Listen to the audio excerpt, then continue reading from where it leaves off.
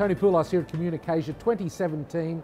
With me today, Rohit Talwar, who is the CEO of Fast Future. And he's here as a futurist. Rohit, welcome. Thank you. We were on a panel together this week at CommunicAsia, and I think we caused a bit of a stir when we were talking about strategic partnerships and the way telcos and the industry has to develop. You started a bit of a controversy about the way telcos operate and what they should do. Do you want to share that with our audience? Well, a couple of things. One is I completely buy into what you're saying, that these guys are getting very confused about what they should do as a telco. If you look at their equivalents, you don't see airports launching airlines, you don't see them launching their own branded retail offerings, you don't see the road operators trying to run bus services or make cars.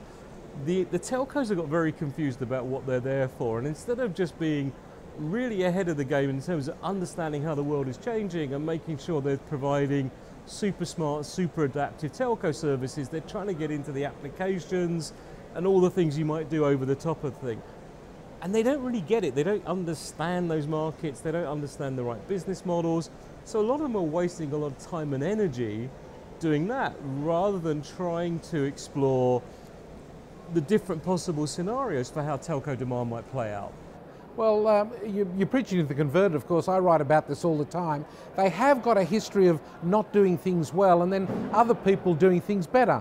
If we go back to content, we go to things like ringtones, music, games. They were the first to develop those app-type stores, and of course the over-the-top, as we call them, players came in and took the business away from them.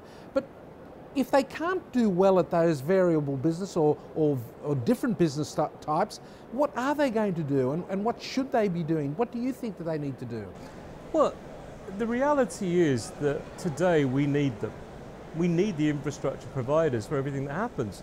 So if they can't convince the customers who are providing services over the top to pay a reasonable price for that, then they've got something wrong in their business strategy, their communication, their business model. A lot of the time what's going wrong is they try and predict the future and then they tend to play catch up in the innovation they're doing, and they tend to underestimate how fast things are going to change. I'll give you an example.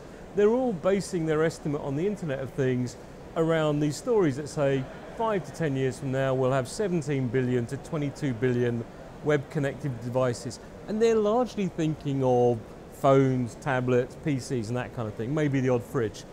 What they don't get is that actually if you look at what's going on in the world, people are saying, well, we're going to put sensors in our shoes, in our cutlery and everything, because as manufacturers, they want to track everything that's out there.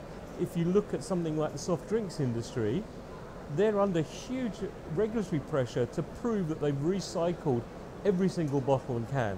Well, the only way you can do that is if you've tagged every single bottle and can. Then you're not talking about 20 billion web-connected objects, you're talking about hundreds of billions. What kind of impact is that going to have on demand? Now, you can't build a network today assuming 100 billion, but if you look at what might shape the future, you can come up with 2 or 3 different scenarios and then think about, okay, what kind of infrastructure will we need in all cases and what might we need in the most extreme case?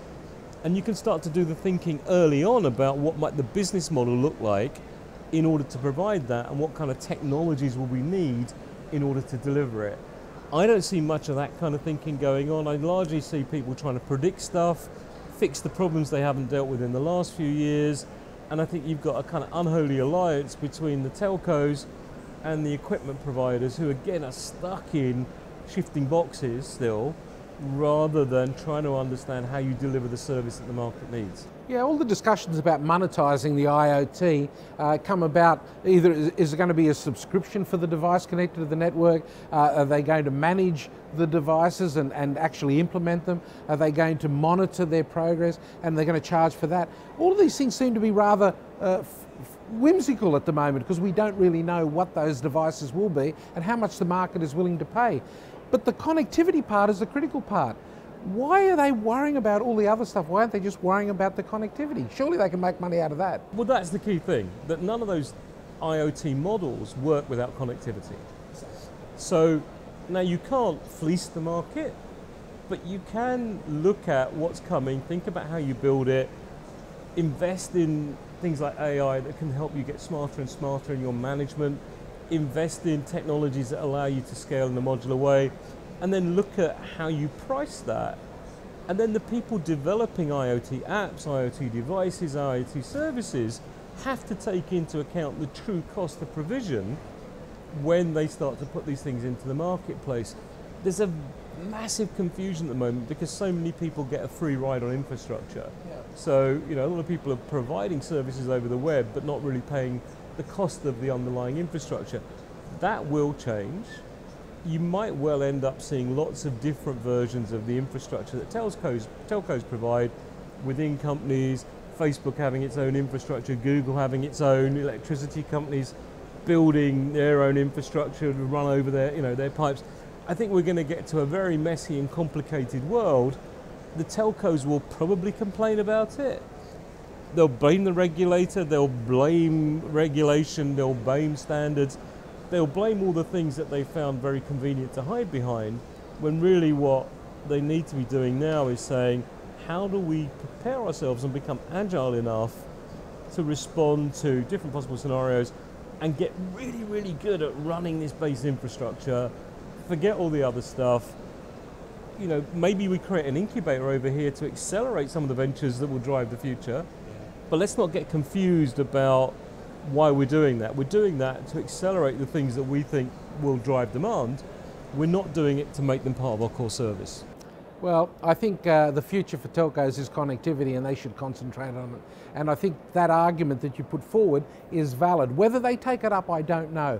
But with 5G coming on, they will have to adopt a business case that's radically different from what they have now, and hopefully they will get it right in time. We only have to walk the floor here to realise that just providing the basic service and doing it well bores them.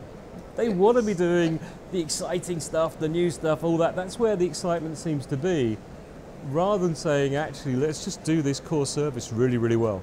Let's hope they stick to that and do a really good job of it. Rohit, thank you very much for being with me. My pleasure, thank you.